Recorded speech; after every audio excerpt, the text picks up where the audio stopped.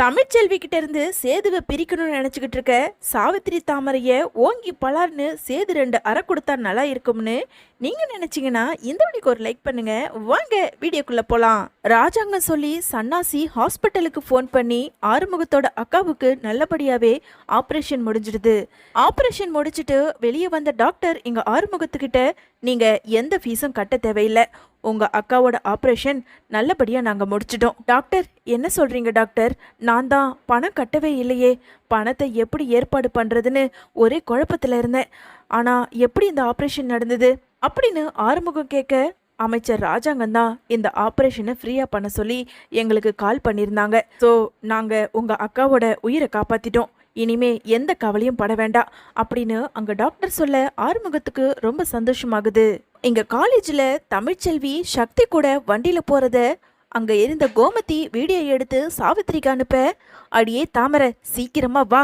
மா என்னம்மா? இங்க பாருடி, சரியான வீடியோ நமக்கு கிடைச்சிருக்கு. அந்த சேது தமிழ்ச்செல்வி கூட விட்டா ஒன்னா சேர்ந்து வாழ ஆரம்பிச்சிருவான் போல. நல்ல வேலை நம்ம வச்ச அந்த கோமதி ஒரு புது வீடியோ அனுப்பியிருக்கா. இதை எப்படியாவது சேதுக்கிட்டையும் சரி ராஜாங்க அண்ணங்கிட்டையும் சரி 2 பேருக்கிட்டையும் போட்டு காமிச்சு அந்த தமிழ்ச்செல்விய மறுபடியும் இந்த வீட்டை விட்டு ஓட வைக்கிறேன் பாரு அப்படின்னு சொல்லிட்டு சாவித்திரி சொல்ல, எங்க காட்டுமா? ஆமாம்மா பாருமா, சேது மாமா இந்த தமிழ்ச்செல்வி மேல உயிரே வச்சிருக்காரு. இவ என்னடானா எவன் கூடயோ வண்டியில ஏறி போறா பாரு, கொஞ்சம் கூட வெக்கமே இல்லாம. மா இத்தனை நாள் நீ இந்த வீடியோவை காட்டிக்கிட்டு இருந்தல, இன்னைக்கு நான் காட்டுறேன், நீ வாமா அப்படின்னு சொல்லிட்டு எங்க சாவித்திரியும் தாமரையும் வெளியே வர அந்த நேரம் தமிழ்ச்செல்வி காலேஜை முடிச்சுட்டு வீட்டுக்கு வராங்க. வீட்டுக்கு வந்த தமிழ்ச்செல்வியை பார்த்து எங்க சாவித்திரி இருந்துக்கிட்டு, ஏய் என்னடி நல்லா காலேஜுக்கு போறன்ற பேர்ல எவன் கூடயோ ஊர் சுத்திட்டு வர போல இருக்கு. ஏய் நில்லுடி, நான் இவ்வளோ கேவலமாக பேசிக்கிட்டு இருக்கேன், எனக்கு என்னன்னு சொல்லிட்டு நீ பாட்டுக்குன்னு போய்கிட்டே இருக்க. உனக்கெல்லாம் கொஞ்சம் கூட வெக்கமாவே இல்லையா?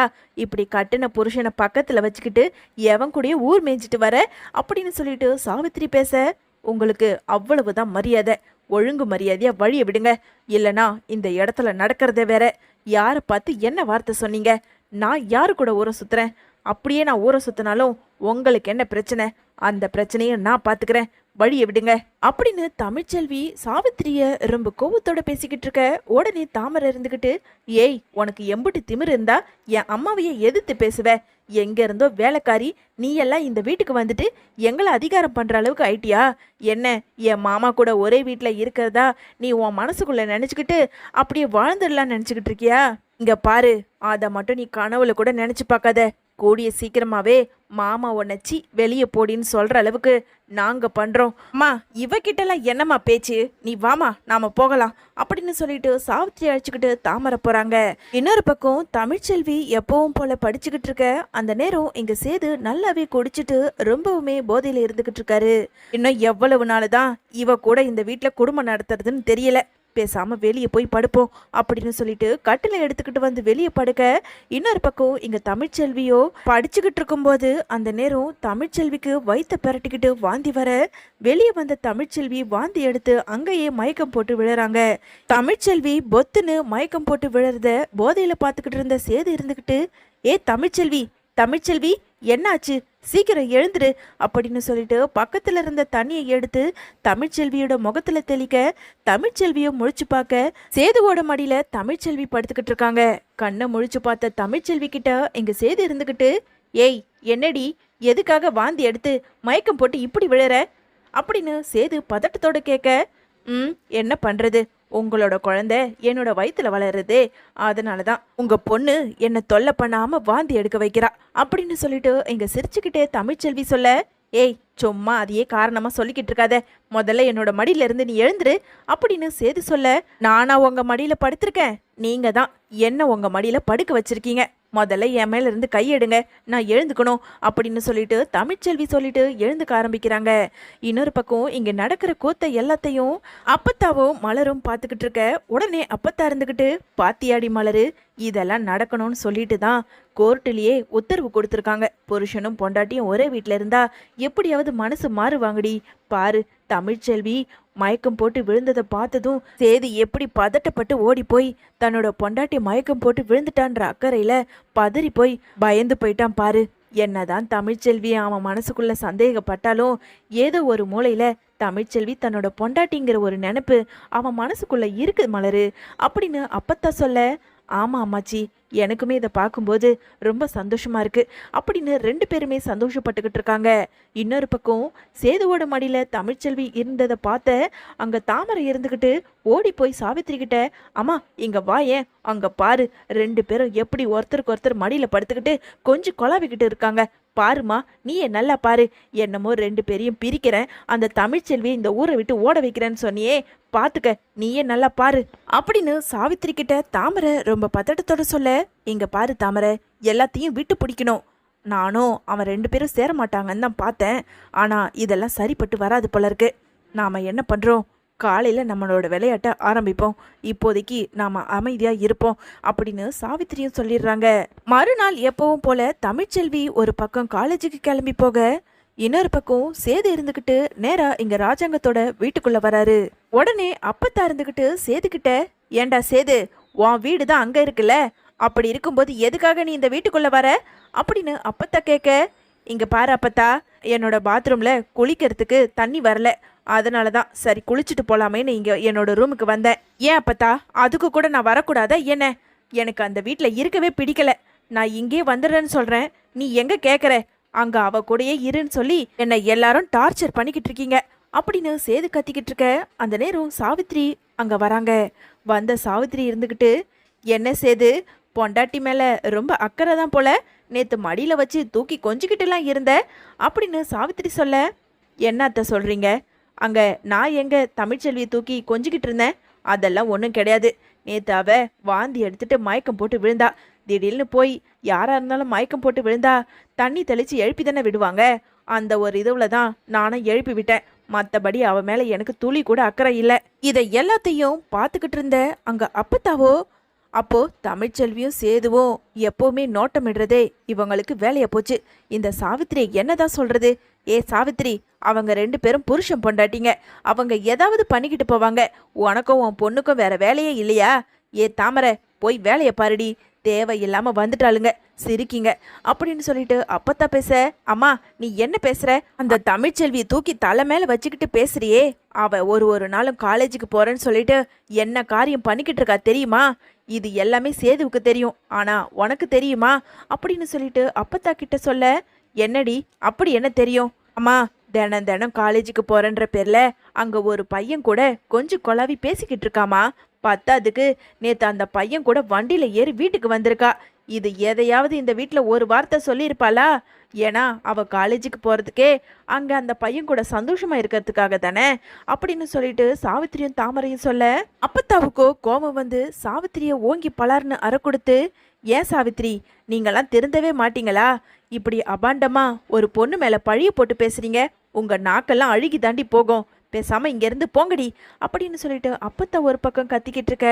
இன்னொரு பக்கம் இதை கேட்ட சேது இருந்துக்கிட்டு, அத்தை, எதுக்காக நீங்க தமிழ்ச்செல்வியை பத்தி தப்பா பேசுறீங்க?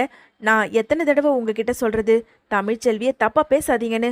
ஒவ்வொரு தடவையும் ஏதாவது வந்து சொல்லி என்னையும் டென்ஷன் ஆக்கிக்கிட்டு தமிழ்ச்செல்வியும் பழிய போட்டு எதுக்காக இப்படிலாம் நடந்துக்கிறீங்க?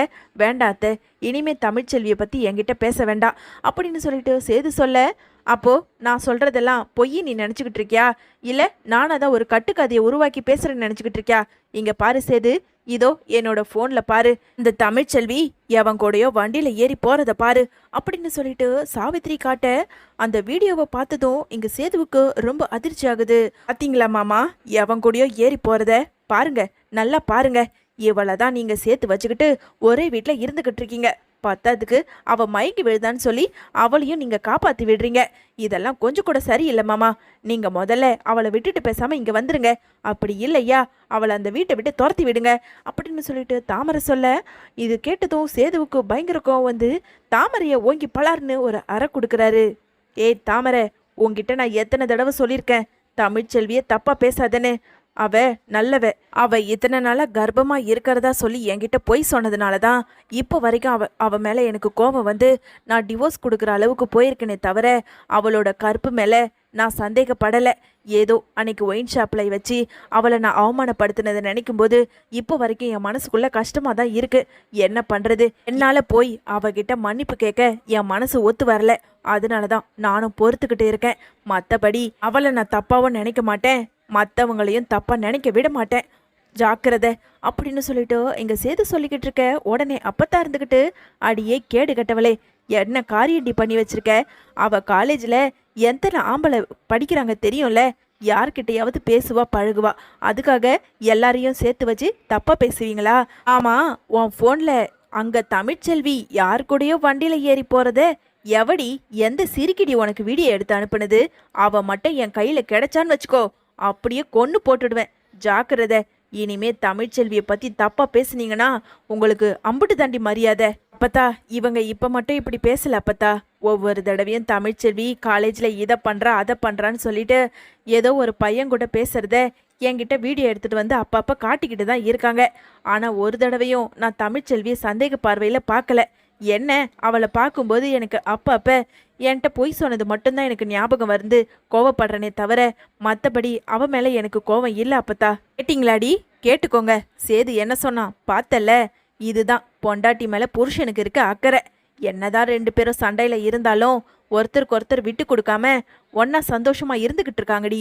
தேவையில்லாம அவங்களோட வாழ்க்கையில குறுக்கிட்டு அவங்க ரெண்டு பேரையும் பிரிக்கணும்னு மட்டும் நினைக்காதீங்கடி அப்படின்னு அப்பத்தா ரெண்டு பேரையும் திட்டி அங்க இருந்து அனுப்பிடுறாங்க. இன்னொரு பக்கம் வீட்டுக்கு வந்த தமிழ்ச்செல்வி கிட்ட எங்க அப்பத்தா இருந்துகிட்டு, அடியே தமிழு, நீ காலேஜ்ல யார் கூடயாவது பேசிக்கிட்டு இருக்கியா? ஏன் அம்மாச்சி அப்படி கேக்குறீங்க? அவரு உங்ககிட்ட ஏதாவது சொன்னாரா அப்படின்னு தமிழ்ச்செல்வி கேட்க, ஆமாண்டி, இந்த வீட்டில் உங்கள் ரெண்டு பேரையும் பிரிக்கணும்னு சொல்லிட்டு கங்கனை கட்டிக்கிட்டு அலைஞ்சிக்கிட்டு இருக்காளுங்களே அந்த சாவித்திரியும் தாமரையும், ரெண்டு பேருக்கும் நீ யாரு கூடயோ வண்டியில் ஏறி போனதை வீடியோ எடுத்து அந்த சாவித்திரிக்கு அனுப்பியிருக்காங்கடி.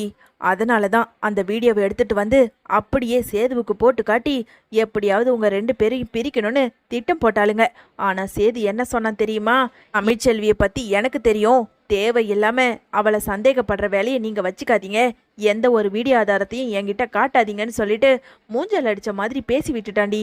பாத்துக்க, சேது உன் மேல இன்னமும் பாசம் இருக்குடி. அப்புறண்டி தமிழு, அந்த சாவித்திரிக்கு அப்படி யாருடி உங்க காலேஜ்ல இருந்து அந்த வீடியோவை எடுத்து அனுப்புறது அப்படின்னு ரொம்ப ஆர்வத்தோட சந்தேகத்தோட கேள்வி கேட்க, அதுதான் எனக்கும் தெரியல அம்மாச்சி. ரொம்ப நாளாவே இது நடந்துக்கிட்டு தான் இருக்கு. கொஞ்ச நாளைக்கு முன்னாடி இவர் கருப்பண்ணங்கிட்ட வீடியோவை காட்டி கூட ரொம்ப கஷ்டப்பட்டாரு போல. இப்போவும் கருப்பண்ணன் வந்து என்கிட்ட சொன்னாரு, நான் ரோட்ல நிறைய ஆம்பளைங்களை பார்க்குறேன், அவங்கள நான் தப்பான கண்ணோட்டத்தில் பார்க்கவே இல்லை, அவங்களும் என்னை தப்பான கண்ணோட்டத்தில் பார்க்கலன்னு சொல்லிட்டு விளக்கம் கொடுத்துட்டேன். இப்போ இந்த மாதிரி மறுபடியும் வீடியோவை காட்டி இப்போ இந்த வீடியோ ஆதாரத்தை காட்டி என்னை இந்த வீட்டை விட்டு துரத்தணும்னு நினைக்கிறாங்க. முதல்ல காலேஜில் இந்த வீடியோவை யார் எடுத்து அனுப்புறதுன்னு அதை கண்டுபிடிக்கிறாமாச்சி அப்படின்னு அப்பத்தா கிட்ட சொல்லிட்டு அவுட் ஹவுஸுக்கு வந்த தமிழ்ச்செல்வி இங்க சேதுவை பார்த்து, ரொம்ப தேங்க்ஸ். ஆமா, இப்போ எதுக்காக எனக்கெல்லாம் நீ தேங்க்ஸ் சொல்லிக்கிட்டு இருக்க? அப்படி நான் என்ன பண்ணிட்டேன்? ஆமா, சாவித்திரி அத்தை உங்ககிட்ட வீடியோ ஆதாரத்தை எடுத்துட்டு வந்து காட்டும்போது அவங்கள நீங்க திட்டி அனுப்புனீங்களாமே, தாமரையை கூட அடிச்சிங்களாம். இதெல்லாம் கேள்விப்படும்போது எனக்கு சந்தோஷமா இருக்கு. பரவாயில்ல, என் மேலேயும் நீங்க நம்பிக்கை வச்சிருக்கீங்களே. சொல்லப்போனா அந்த சக்தின்ற பையன் என் கூட ஸ்கூல் படிச்சவன் தான், மற்றபடி எங்க ரெண்டு பேருக்குள்ள எதுவுமே கிடையாதுங்க. நீங்க என்ன சந்தேகப்படாம இருந்தாலே அதுவே எனக்கு சந்தோஷம்தான் அப்படின்னு தமிழ்ச்செல்வி சொல்ல, உன்னை சந்தேகப்படுறதுக்கு எனக்கு என்ன உரிமை இருக்கு? நான் உன்னெல்லாம் சந்தேகப்படலை, யாரையும் சந்தேகப்படவும் விட மாட்டேன். நான் தூங்க போறேன், பேசாம போய் படு